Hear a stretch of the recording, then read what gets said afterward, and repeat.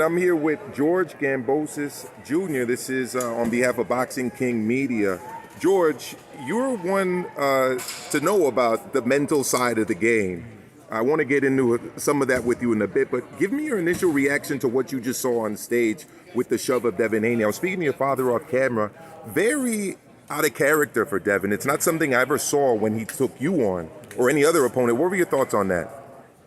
Look, yeah, it was hard to see. I didn't actually see the exact push, but I will check it out soon. There's a lot of emotion at the moment for both guys, a lot of pressure for both guys. So at the end of the day, it's a big fight. It's a lot at stake, and yeah, emotions, are flying, and these things happen. But is it out of character? Maybe a little bit, or he was setting it up on purpose to get in Loma's head. Yes, we didn't see it in my two fights with Haney. I'm a little bit more crazy too, so I didn't think that was going to happen. Loma's a little bit more reserved, but yeah, interesting. It makes for even more, pay-per-view buys tomorrow and more interest into the fight. Well, I want to talk to you now about your career. Life is about ups and downs, Yes. and ups following those downs. You've achieved great success in the sport, winning all of the belts pretty much at 135. Now you're on the comeback trail. Talk to me a little bit about how that is, because it's a unique experience for you, is it not? Oh, I love it. I love every experience of the fight game. The fight game is filled with emotions, filled with ups and downs, and I take the wins, good times, and the losses, good times as well, because you learn from your losses. You have to go to certain places, and I love being able to go to a certain place and find myself even more. And that's what I had to do in the first Haney fight and come back. It's not easy. People say, well, the rematch and whatever happened in the rematch was a great fight. To come back into a rematch when a guy has beat you, it's always difficult. But I love that process. Obviously, I didn't get the victory in the rematch as well, but the process was amazing. You learn a lot more as a fighter, and your losses build your success because you learn from it. Talk to me a bit about the 135-pound division. It's been rumored that Haney might move up at some point. Yep. It's obviously very difficult to maintain all of the belts. You've got a lot of top names in the division: Loma, Tank, Shakur. This is an open division. Is it a hot division right now for George Kambosas Jr. to kind of remake yourself in the sport of boxing? Yeah, definitely. Look, for me, my main focus is becoming world champion again. That is my motivation. That's what I'm doing this for. I love fighting. I love the warrior spirit, and I want to be world champion, and I will be world champion again. Now, we're going to see tomorrow what happens. Obviously, I believe that Devin is going to be too much for Lomachenko, and once he gets that victory, he's going to most likely move up. The way is difficult.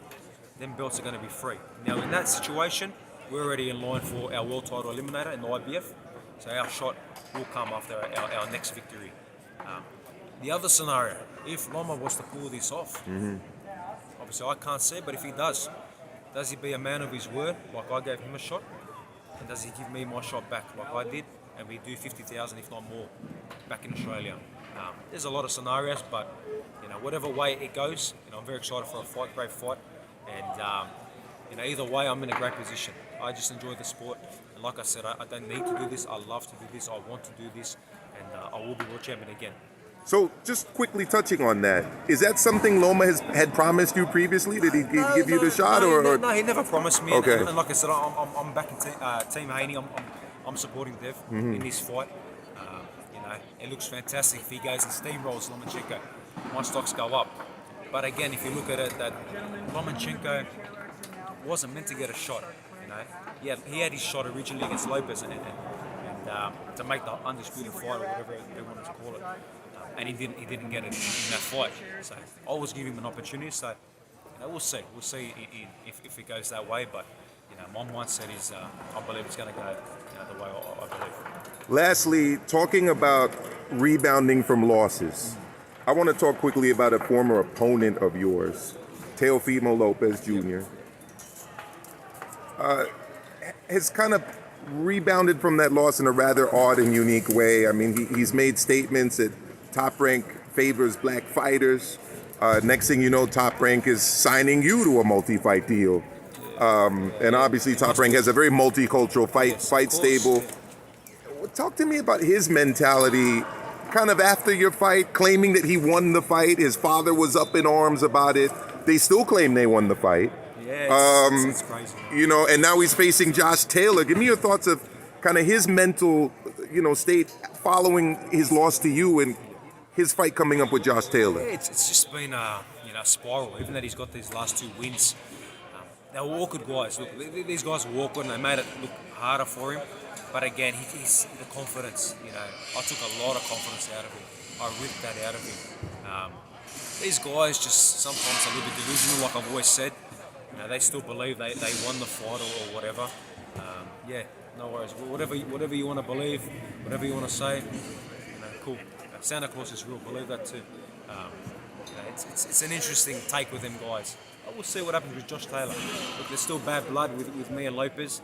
That chapter, that war is still there. That war will never end, and we'll see if he does pull it off. We can possibly make that fight happen in the future. If he loses, I can't see him being with Top Rank too much longer, especially with some of the remarks he's come out and said recently. You don't say things like that. At the end of the day, this is boxing. This is, it's one big family. Regardless of your skin color or whatever, your beliefs, you support boxing, you support the fighters, and you never take anyone's side because of that kind of reason. So whatever he said, I'm sure he regrets it now. He's not a bad kid, but sometimes some guys are better not to talk. Did you think he won the fight with Sandor Martin? Did you see that fight? It was a very close fight. Yeah. I thought he just kind of edged there. A very close fight. But yeah, Sandor Martin's the kind of guy that hard to look pretty against and quite awkward. He's a good fighter as well, Sandor Martin.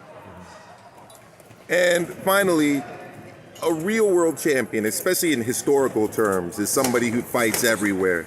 The greats have fought all over the world. Thriller, Manila, Rumble in the Jungle. I could go on and on. You fought in the UK. You fought in the United States. You fought obviously in Australia. Is the UK someplace that you've returned to? You had success there, for instance, against Lee Selby.